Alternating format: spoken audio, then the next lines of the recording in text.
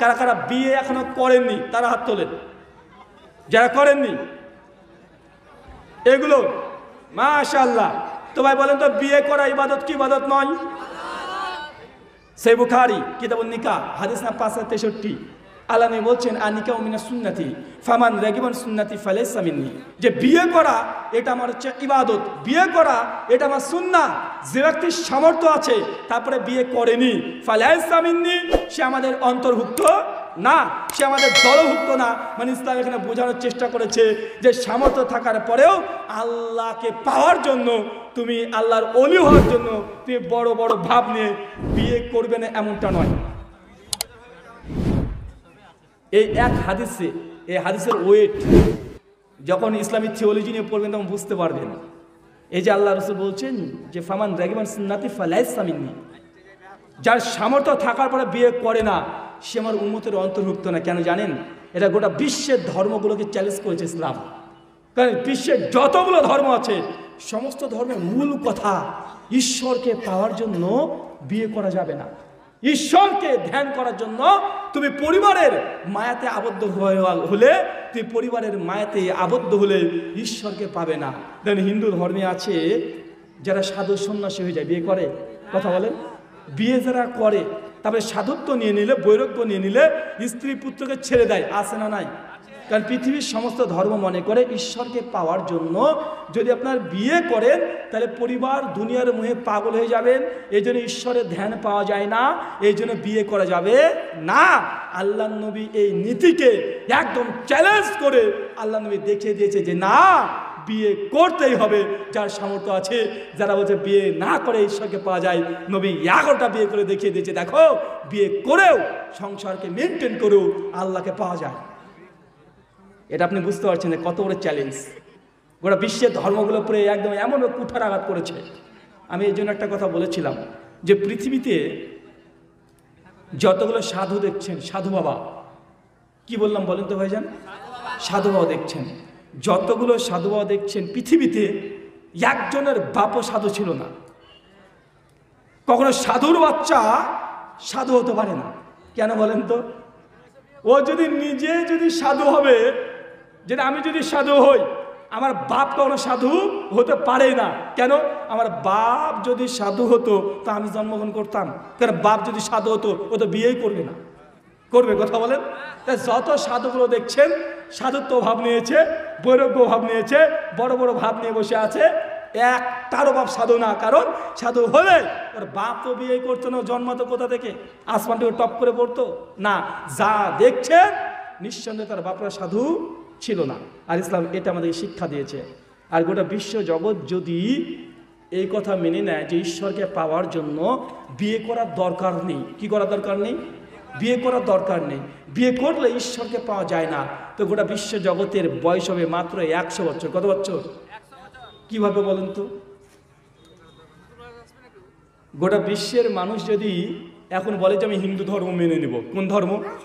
দেখেন ভারতবর্ষে আমাদের মোদিজি উনি বলছেন যে ভারতবর্ষ আমরা হিন্দু রাষ্ট্র ঘোষণা করে দিলাম, ফর সেক অফ আর্গুমেন্ট, যুক্তির খাতিরে ধরিলাম। উনি ভারতবর্ষে একদম গোটা ভারতবর্ষে হিন্দু রাষ্ট্র ঘোষণা করে দিল। এখন হিন্দু রাষ্ট্র ঘোষণা করার সঙ্গে সঙ্গে হিন্দু ধর্মগ্রন্থের আইন মানতে হবে, হবে কি হবে না? হবে তো। এখন হিন্দু ধর্মের আইন যদি মানতে হয় তো আপনি ভালো একজন হিন্দু হতে হবে ঈশ্বরকে পাওয়ার জন্য, মোক্ষ লাভের জন্য। আপনি যদি বিবাহ শাদী করে সংসার জীবনে থাকেন আপনি কখনো মোক্ষ লাভ করতে পারবেন না, বরং আপনাকে বিবাহ না করে সাধুত্ব নিতে হবে। এখন ভারতবর্ষের সবাই যদি হিন্দু ধর্ম মেনে সবাই সাধু হয়ে যায়, মানে কেউ আর বিয়ে করবে না, তার মানে 100 বছর পর পৃথিবীতে শুধু গরু ছাগল ঘুরে বেড়াবে, ভারতবর্ষে মানুষ পাবে না, গরু ছাগল পাবেন। কেন? কারণ মানুষ যদি বিয়ে না করে বাচ্চা হবে, আর বাচ্চা যদি না হয় যে কটা মানুষ আছে মরে যাবে, মানুষ শেষ, শুধু গোমাতা ঘুরে বেড়াবে। কথা বুঝতে পারলেন না? আর ইসলাম এই জিনিসটাই চ্যালেঞ্জ করে দিয়েছে, একদম চ্যালেঞ্জ, যে ফামান রাগিবান সুন্নতি ফালাইসা মিন্নি, আর নিকাহ মিনাস সুন্নতি, যে ব্যক্তি সামর্থ্য আছে তারপরে বিবাহ করেনি, এই ব্যক্তি আমাদের অন্তর্ভুক্ত না। এটা গোটা বিশ্বের ধর্মকে, আদর্শকে এমনভাবে চ্যালেঞ্জ করেছে, এটা আপনি বোঝার মতো যদি একটু যদি চিন্তা করতেন আপনি বুঝতে পারতেন। আচ্ছা, বিয়ে করা যদি ইবাদত হয়, বিয়ে করার নীতিমালা আছে না নাই? আপনাদের এলাকায় গায়ে হলুদ আছে? হ্যাঁ, চিঠিতে লেখা থাকে, মাশাআল্লাহ। আচ্ছা, গায়ে হলুদ মানে আপনি যখন বিয়ে করতে যান, ছেলে মানুষকে বলছি, ছেলেদেরকে, সেই সময় গায়ে হলুদ কে দেয়? ভাবি। আহা, ভাবিরা দেয় না? আর গ্রামের যত মহিলা আছে ওদের হক, মানে দেওয়ারের বিয়ে হচ্ছে, ভাবি এসে মানে আপনাই আবার কত বড় বলদ আপনাকে বলবো বলেন, মানে আপনাকে যদি বলদ বলি তাও মনে ভাষাটা নরম হয়ে যাচ্ছে। আরে আপনি গোসল করতে পারেন না, বিয়ে করার আপনার মতো ফরজ না। সহিহ বুখারী 5090 নম্বর হাদিস, নবী বলছে ইয়া মাশাজারা শাবাব, হে যুবক দল, যার সামর্থ্য আছে সে বিয়ে করবে, যার সামর্থ্য নাই সে রোজা করবে। তো বিয়ের আগে গোসল করতে আপনি পারেন না, পারার ভাবির আগে, তো আপনার জন্য তো বিয়ে ফরজ ছিল না, রোজা করা ফরজ ছিল। কি করা ফরজ ছিল? আপনাদের এলাকাতে বড় ভাই আছে, মানে আপনার দুই ভাই, আপনি বড়, আপনার ছোট ভাইকে আপনার স্ত্রী কে বলে ডাকে? দেওয়ার। কি বলে ডাকে? দেওয়ার। আচ্ছা, দেওয়ার বলে পৃথিবীতে কোনো শব্দ নাই, ওটা অপভ্রংশ হয়েছে ভাষার, ওটাকে বলা হয় দেবর। কি? ওটা শুদ্ধ বাংলা কি? দেবর। আচ্ছা, দেবর মানে কি বলেন? দেবর মানে কি? আরে আপনাদের দেবর বলেন তো, আরে না জেনে রাখছেন, দেবর মানে কি? ঋগ্বেদের, হিন্দুদের ঋগ্বেদ ব্যাকরণ গ্রন্থ নিরুক্ত 3য় অধ্যায় 15 নম্বর শ্লোক মন্ত্র, স্বামী দয়ানন্দ সরস্বতী সত্যার্থ প্রকাশ 4th সমোল্লাস 117 নম্বর পৃষ্ঠা বলছে দেবর ইয়ানি দ্বিতীয় বর। দেবর মানে কি? হিন্দুদের সংস্কৃত ভাষায় দেবর মানে হচ্ছে দ্বিতীয় বর। কি বললাম? দেবর মানে দ্বিতীয় বর। কেন? কারণ হিন্দুদের একটা ধর্ম বিশ্বাস ছিল, যদি স্বামীর আগে মানে স্ত্রীর আগে যদি স্বামী মারা যায়, হিন্দু আইন অনুযায়ী 3টে কাজ আছে। কয়টা? 3টে। এক, ওই স্ত্রী যদি স্বামীর চিতায় ডাইরেক্ট ঝাঁপ দিয়ে সতীদাহ হয়ে যায়, তাহলে ওর স্বামীর সঙ্গে নাকি স্বর্গে ঘুরে বেড়াবে, এটা তাদের বিশ্বাস। 1। 2, সেই স্ত্রী যদি নিজে সতীদাহ হতে না চায়, তাহলে ওই স্ত্রী বাড়িতে আসবে, বাড়িতে আসার পরে তার স্বামীর যদি ছোট কোনো ভাই থাকে, কি থাকে? স্বামীর যদি ছোট কোনো ভাই থাকে তবে তাকে বিবাহ করতে পারবে। কথা বুঝতে পারছেন? তাকে বিবাহ করতে পারবে যদি কেবল স্বামীর ভাই থাকে। মনুসংহিতা 9ম অধ্যায় 81 নম্বর শ্লোকে বলা হয়েছে যে হিন্দু নারীর দ্বিতীয় বিবাহ নাই, শুধু এক জায়গাতে আছে, এক দেবরের সঙ্গে যদি বিয়ে করতে চায়, মানে স্বামীর ছোট ভাইয়ের সঙ্গে যদি বিয়ে করতে চায় তবে বিয়ে করতে পারবে, নচেৎ বিয়ে করতে পারবে না। এটা হিন্দু ধর্মের আইন। স্বামীর ছোট ভাইকে দেবর বলছে কেন? এর যে দ্বিতীয় বর। তুমি তো মুসলমান, তুমি তো মুসলমান। আল্লাহ নবী বলছেন, সহিহ বুখারী 5029 নম্বর হাদিস, দেবরের সঙ্গে ভাবির সম্পর্ক কি? মৃত্যু। কি বলেন তো ভাইজান? মৃত্যু। আল্লাহ নবীকে জিজ্ঞেস করছে দেবরের সঙ্গে ভাবির সম্পর্ক কি? আল্লাহ নবী বলছেন মৃত্যু যেমন ভয়ঙ্কর, মৃত্যু যেমন ভয়, মৃত্যুকে দেখে মানুষ যেমন ভয় পায়, দেবর ভাবিকে দেখে, ভাবি দেবরকে দেখে ভয় পেতে হবে। এটা ইসলামের বিধান। আর দেবর মানে দ্বিতীয় বর, মানে আপনি আগেই যখন বলছেন আপনার স্বামীর ছোট ভাইকে দেবর, আর দেবরও ভাবছে ভাবি মানে আমার অর্ধেক। আছে না নাই? কথা বলেন। আর আপনি তো জবর লুচ্চা, যদি বাড়িতে শালি থাকে, ও শালি আপনার অর্ধেক, কোলে নিয়ে আপনি বসে আছেন। আছে না নাই? কথা বলেন। সমাজে আসে না নাই? এটা ইসলামী পরিবার নয়, ইসলাম এটা শিক্ষা দেয় না। তাই নিজের স্বামীর ছোট ভাইকে দেবর বলা এটা বাতিল করতে হবে। কি বলতে হবে? ছোট ভাই। কি বলতে হবে? ছোট ভাই। কি বলতে হবে? মেয়েদেরকে বলে গেলাম, স্বামীর ছোট ভাইকে দেবর বলা যাবে না, একদম যাবে না। কিন্তু শব্দের মানে খারাপ। ইসলাম যেটাকে বলেছে মৃত্যু, ওখানে একটা সম্পর্ক বেঁধে দেওয়ার চেষ্টা করছে। কি বলতে হবে? কথা বলেন, ছোট ভাই। আর শালি মালি এইসব বলা দরকার নেই। ছোট বোন। আপনার বাপ যদি আপনার স্ত্রীর বাপ হয়, আপনার মা যদি মা হয়, তো একে শালি টালি কি রে ভাই? ওটা কি? কথা বলেন, ছোট বোন। আল্লাহ সুবহানাহু ওয়া তাআলা আমাদেরকে এটা বোঝার তৌফিক দান করো। সকলে পড়ি আল্লাহুম্মা আমিন। আচ্ছা, এলাকাতে থুবড়ো আছে? থুবড়া থুবড়া হ্যাঁ আছে না? এটা কি? এটা কি? কোথা থেকে আসছে এগুলো? তো এগুলো আমাদের মুসলিম এলাকাতে ঢুকছে কিভাবে? হ্যাঁ জি। আচ্ছা, গোসল করানো আছে। আরো ইন্টারেস্টিং বিষয়টা, মানে হলুদের পরে গোসল কারা দেওয়ায়? পাড়ার ভাবিরা। সুনান আবু দাউদ 3885 নম্বর হাদিস এবং আবু দাউদের কিতাবুস সালাতের 575 নম্বর হাদিস। আল্লাহ নবী বলছেন, কোন দুই ভাই যদি প্রাপ্তবয়স্ক হয়ে যায়, কি হয়ে যায়? প্রাপ্তবয়স্ক হয়ে যায়। আল্লাহ নবী বলছে দুই ভাইকেও এক চাদরের নিচে ঘুমাতে দেওয়া যাবে না। কথা বুঝতে পারলেন না ভাইজান?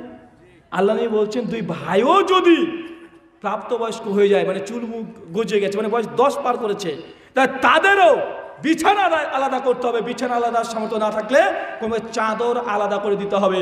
মানে দুই আপন বোন এক চাদর নিচে ঘুমাতে পারবে না। দুই আপন ভাই এক চাদর নিচে ঘুমাতে পারবে না। দুই আপন ভাই বোন তারা এক চাদর নিচে ঘুমাতে পারবে না যদি বয়স তাদের 10 হয়ে যায়। কেন? এটা আধুনিক শিক্ষায় শিক্ষিত যারা আছে তারা বুঝতে পারবে। LGBTQ নাম শুনেছেন? সমকামিতা, গে, লেসবিয়ান, শুনেন নাই কথাগুলো? শুনেছেন তো? সমকামিতা শুনেন নাই? মানে ছেলের ছেলের সঙ্গে সহবাস করবে, মেয়ে মেয়ের সঙ্গে করবে। এটা ভারতবর্ষে লিগ্যাল, এবং এটার বিরুদ্ধে কেউ যদি কথা বলে তাহলে আপনি দেশদ্রোহী বলে বিবেচিত হবেন। আল্লাহ নবী এটার আশঙ্কা করেছিলেন। কি করেছিলেন? আল্লাহ নবী আশঙ্কা করে বলে দিয়েছেন যে এক বিছানায় দুই ভাইও যদি থাকে এক চাদর নিচে থাকতে পারবে না। এখন আপনি বলেন এটা যদি জায়েজ না হয় তো ভাবি এসে আপনার গায়ে হলুদ লাগাতে পারে কিভাবে? কথা বলেন। ভাবি এসে আপনার গায়ে হলুদ লাগায় কিভাবে? আপনাকে গোসল করে দেয় কিভাবে? সহিহ বুখারী 5072 নম্বর হাদিস। ইবনে মাসউদ থেকে হাদিস রিওয়ায়াত আছে। আল্লাহ রাসূল ইবনে মাসউদ বলছেন যে আল্লাহ নবী বলেছেন, কোন বেপর্দা নারী, কি বললাম? বেপর্দা নারীর সামনে একটা পর্দাশীল নারী তার সৌন্দর্য প্রকাশ করবে না। কথা বুঝতে পারলেন না? মানে একটা নারী, একটা মেয়ে যে হিজাব পরে, বোরখা পরে, সবসময় হাত মোজা পা মোজা সুন্দরভাবে হিজাব পরে, এই মেয়েটা কোনো বেপর্দা নারী যে পর্দা করে না, তারপরেও তার সামনে তার এই সৌন্দর্য প্রকাশ করতে পারবে না। কেন? আল্লাহ নবী বলছেন, কারণ ওই নির্লজ্জ বেহায়া ওই নারীটা এর সৌন্দর্য দেখে তার স্বামীর কাছে বা অন্য পুরুষের কাছে গিয়ে বলবে, জানো আমি এই দেখেছি। মানে আমার স্ত্রীকে দেখার পরে একটা বেহায়া নির্লজ্জ মেয়ে যখন দেখবে বলবে, জানো ওই বক্তা হুজুরের বউটাকে দেখলাম, কি সুন্দর দেখতে গো, না কত খারাপ, কি সুন্দর দেখতে, বোরখার মধ্যে থাকে তাই অসুন্দর, একদম সুন্দর দেখতে। যখন আমার বউকে দেখে বেহায়া নির্লজ্জ বেপর্দা নাই দেখবে, না তার স্বামীর কাছে গিয়ে গল্প করবে। আল্লাহ নবী বলছেন তখন তার স্বামী তাকে মনে মনে মনে মনে জেনা করবে। এখন বলেন তো ভাইজান, একজন বেপর্দা নারীর সামনে যদি একজন পর্দাশীল, লজ্জাশীল, ধার্মিক নারী, দিনদার মহিলা যদি তার সৌন্দর্য প্রকাশ করতে না পারে, কিভাবে ভাবি এসে গোসল করে দেয়, হলুদ মাখায়, কিভাবে এর জায়েজ হতে পারে? কিন্তু আমাদের সমাজে এগুলো চলছে। আল্লাহ সুবহানাহু ওয়া তাআলা আমরা যে কথাগুলো বললাম এই হারাম জিনিস থেকে বেঁচে থাকা তৌফিক দান করো। চলে পড়ি আল্লাহুম্মা আমিন। সূরা ফুরকানে 69 নম্বর আয়াতে আল্লাহ বলে দিয়েছেন, কোনো ব্যক্তি যদি কোনো কাজ থেকে তওবা করে, আল্লাহ সুবহানাহু ওয়া তাআলা তার পেছনের সমস্ত গুনাহগুলোকে ক্ষমা করে দিয়ে তিনি নেকিতে বদলিয়ে দেয়। কি করেন? কথা বলেন। মানে আজকে যে কথাগুলো আপনি শুনলেন, আমি একসঙ্গে অনেকগুলো কথা আপনাকে দিতে চাই না। যে কথা বললাম এই কথাগুলো আমল করতে পারবেন? কথা বলেন তো ভাইজান। আচ্ছা, যারা বিড়ি বিড়ি ছাড়তে পারবেন? পারবেন? যারা বিয়ে করবেন ইনশাল্লাহ হলুদ মাখবেন না। কি বললাম? কথা বলেন। হলুদের এই অনুষ্ঠান এটা ইসলামিক কোনো অনুষ্ঠান নয়। থুবরার কোনো অনুষ্ঠান এটা ইসলামিক কোনো অনুষ্ঠান নয়। গোসল দেওয়া এটা ইসলামী অনুষ্ঠান নয়। গোসল আপনি নিজেই করবেন। কথা বুঝতে পারছেন না ভাইজান? কারণ একদিনে যদি সব আপনাকে চাপিয়ে দিই আপনার যে কঠিন মনে হবে। যে কথাগুলো বললাম এই কথা আপনি যদি মনে করেন যে উল্টে দিব, উল্টো পাল্টা কঠিন হয়ে গেল ফতোয়া, এটা ফতোয়া না, এটা ইসলাম। এটা কি? এটা ইসলাম। আপনি এটাকে নামাতে নামাতে নামাতে নামাতে একদম শেষ করে দিয়েছেন। 1400 বছর আগের ইসলাম এটাই, যেটা আপনাকে বলে গেলাম। আপনার যদি ভালো না লাগে, যদি মনে করেন যে বক্তা কঠিন কথা বলে গেল, আমি বক্তা কঠিন কথা বলিনি, এটাই নবীর কথা, এটা ইসলামের কথা, এটা আলেম ওলামা তাদের কথা। সমাজ ইসলাম থেকে আজকে অবমূল্যায়ন করছে। গোটা বিশ্ব জগতে মুসলিম জাতি নির্যাতিত একটাই কারণ, নবীর আনিত সংবিধানকে বিধানকে আমরা অস্বীকার করে নবীকে কাজ করা দেখাচ্ছি। আমি বারবার একটা উদাহরণ দিই। এই মোবাইলের মালিক আমি। মোবাইল যদি নষ্ট হয়ে যায় বা মোবাইলটা আমি রাখবো না ফেলে দেবো? মাইকের মালিক ওই ছেলেগুলো। মাইক যদি এখন আওয়াজ না দেয়, এই মাইকটা যে নষ্ট হয়ে যায় বা মাইকটাকে রাখবে ফেলে দিবে। একটা গরুর কাজ শুধু দুধ দেবে। গরু যদি দুধ দেওয়া বন্ধ করে দেয়, আপনি বাড়িতে গরুটাকে রাখবেন? রাখবেন না। কেন? কারণ আপনি মালিক। আপনার ভিত্ত যদি কোনো কাজ না করে, তার দ্বারা যদি কোনো উপকার আপনি না পান, তাকে আপনি ছুঁড়ে ফেলে দেন, তাকে বিক্রয় করে দেন।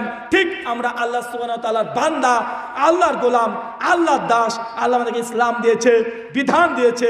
আমরা যদি আল্লাহর দেওয়া বিধান না মানি, তো আল্লাহ সুবহানাহু ওয়া তাআলা ইহুদিদেরকে দিয়ে মুসলিম জাতিকে নির্যাতন করাতে পারেন না? পারে তো। এটাই হচ্ছে সূরা ইউনূস আল্লাহ বলে দিয়েছে, তোমাদের উপরে যে আযাব আসে এটা তোমাদের হাতের কামাই। আল্লাহ আযাব দিতে চায় না আদম সন্তানকে। আদম সন্তান নিজে জোর করে আযাবকে ডেকে নিয়ে আসছে। আমরা আল্লাহ নবী যেগুলোকে নিষেধ করেছে সেগুলো আমরা বেশি বেশি করছি, তো আযাব আমাদের উপরে আসবে না কার উপরে আসবে? 1000 বছর ভারতবর্ষকে শাসন করেছি। কত বছর? ভারতবর্ষের 1000 বছর মুসলমানরা ক্ষমতায় ছিল। পড়েন না আপনারা ইতিহাস? এখনো ভারত থেকে ইতিহাস মুছতে পারে নাই। একদম 1000 বছর মুঘলরা করেছে, ঘুরির সাম্রাজ্য একদম করেছে 1000 বছর। আজকে দেখেন মাত্র 50-60 বছর তারা ক্ষমতায় চলে গেছে। মুসলমানরা ভারতের মানুষ কি মানুষ না, ভারতের মানে বাসী কি বাসী না, এটা নিয়ে আজকে প্রশ্ন করছে। চিন্তা করতে পারছেন? অথচ আপনার বাপ তার বাপের ইতিহাস দেখেন, মাত্র 200 বছর ভারতবর্ষের পিছনে ইতিহাসটা চলে যান, মুসলমানরা গোটা ভারতবর্ষে রক্ত দিয়ে যুদ্ধ করে ব্রিটিশদেরকে ভারত থেকে তাড়িয়ে দিয়েছে, একদম সমুদ্র পার করে দিয়েছে। অথচ আমাদের মুসলিমদেরকে আজকে ভারতবর্ষের নাগরিক কি নাগরিক না, এটা নিয়ে প্রশ্ন করা হচ্ছে না।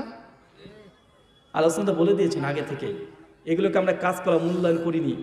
আল্লাহ নবীর আমরা ভবিষ্যৎবাণীকে মূল্যায়ন করি। নবী বলেছেন, যখনই কেউ শরীয়তকে লঙ্ঘন করবে, আল্লাহ দেওয়ার বিধানকে লঙ্ঘন করবে, আল্লাহ সুবহানাহু ওয়া তাআলা তিনি এমন ক্ষমতাশীল ব্যক্তিদেরকে তিনি পাঠিয়ে দিবেন যাদের দ্বারা মুসলিম জাতির উপরে নির্যাতন করা হবে। জালিম শাসক এটা কি আমাদের হাতের কামাই। কথা বুঝতে পারছেন? এটা আমাদের হাতের কামাই। আল্লাহ সুবহানাহু ওয়া তাআলা আমাদেরকে এই কথা বোঝার তৌফিক দান করো। সকলে পড়ি আল্লাহুম্মা আমিন।